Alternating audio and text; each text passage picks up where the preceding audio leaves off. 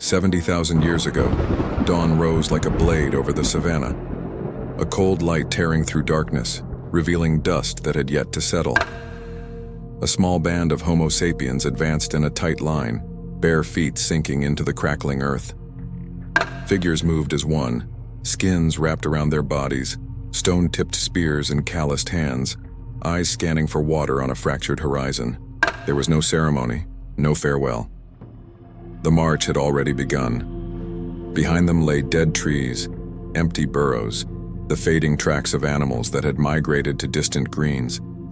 What had been cradle was now a trap.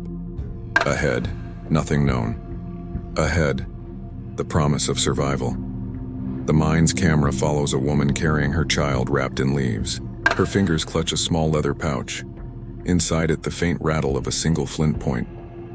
An elder walks beside her, breath shallow, hand pressed to his stomach as if holding the memory of rivers past. Hunters clear the way with sharpened spears, eyes forever measuring shadows and sound. The wind carries the smell of carrion and drought. Each step provokes the next.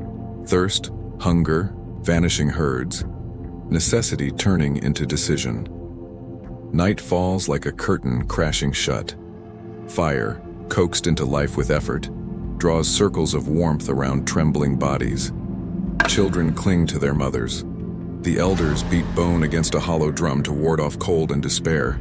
Then, in the half-light, eyes appear, reflections that do not belong to the tribe. Hyenas, thin and hungry, circle from the dark, drawn by smoke and the scent of dried meat. The tribe answers with their only true weapon, fire. A human ring forms, spears braced like antlers, breaths held tight. The first charge is savage, darkness filled with flashes of stone against bone, claws slicing through shadows, cries that are not words but commands of survival. A young man falls, blood spilling on the earth like a broken promise. At dawn, the hyena lies still. The tribe is wounded, trembling, but alive. The choice becomes urgent. Stay and be swallowed by time, or rise and walk toward a horizon no one has crossed. At the edge of the next dawn, the decision is made. There are no debates, only measured movements. Spears bound to hands with grass fibers, skins rolled tight, mothers weaving leaves to carry water, elders marking routes with tall stones and small cairns. They leave without looking back. The journey itself becomes ritual. Every dry stream bed forces a detour. Every animal sighting reshapes tomorrow. Every choice births another. Drought drives them into forests once feared. Hunger forces bitter roots to be tasted. A child's fever demands healing with crushed leaves. The young man's wound requires a night of collective care, mud and bark pressed against flesh. Each challenge sparks the next, in a chain reaction between nature and response. Days stretch open beneath the sun, horizons repeating endlessly. Game is scarce. When antelope appear, the hunt is plotted with precision. 4 break away to flank, 2 emerge from shadow, the rest close the escape. Stone tools, simple, lethal, decide life within minutes. Meat is divided in silence, portions small but sacred. Cooperation is the only currency left. At night by the fire, new spear points are carved. Elders teach the young to read the sky, to feel moisture in the wind with a brush of fingers against the brow. Names are invented for nameless places. Routes are memorized with chants and rhythm. Then a shock. The tribe finds a coast they never expected, a strip of sand and rock where the sea gnaws at the land with relentless force. Its roar belongs to no memory of the savannah. Storm comes suddenly. Not cleansing rain, but a fury intent on uprooting life itself. Winds bend spears, thunder shakes stone, lightning etches desperation across faces. They take refuge in coastal caves, shivering, provisions soaked. Leaves used to collect water disintegrate. Dreams of palm rafts dissolve beneath the ocean's roar. Here lies the second great turning point. The storm tests their will, and when it passes, it leaves a greater decision than drought ever did. The water that terrified them also shows another horizon. The sea whispers of possibility. Cross.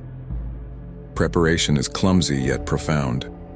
Trunks tied with fibers once used for sieving seeds. Skins inflated into sacks, mud and resin sealing joints. Hands that once chipped flint now knot lifelines. The rafts, primitive, fragile, become acts of faith. At night, by firelight, with heartbeats in throats, a few brave souls climb aboard. The current takes them. The crossing unfolds like a desperate poem. Waves battering, salt stinging, mist erasing the world. A child clinging to his mother, not understanding yet feeling every sway as a prayer. Those left on shore watch with raised hands, eyes fixed on silhouettes shrinking into the dark. Crossing is not merely movement. It is the breaking of a frontier that will redefine humanity. On the far shore, awe and fragility. Sand dunes, new plants, unfamiliar prey, rocks that demand study. They leave stone markers to remember the path back. But the new land holds eyes as well. Other Homo sapiens who walked different paths. The encounter is tense. Two tribes, two claims, spears raised, silence heavier than any cry. Then, in a heartbeat containing centuries, the migrant leader lowers his spear and opens empty hands. The other chief mirrors him. No words, only a gesture older than language, an offering of peace, recognition of shared need, defense, exchange, survival.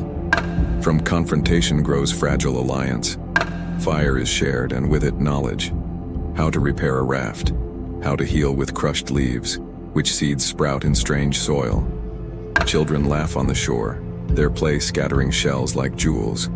Mothers weave, youths hunt, elders teach.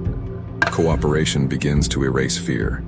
Migration spreads into rivers, valleys, colder lands. Each discovery forces another. What began as survival becomes the first thread of what we will one day call human globalization. That night, around a larger fire, obsidian is traded for herbal wisdom. Stories are told without words, through gesture and rhythm. Songs of roots mark distances traveled. Smiles replace suspicion. The camera rises.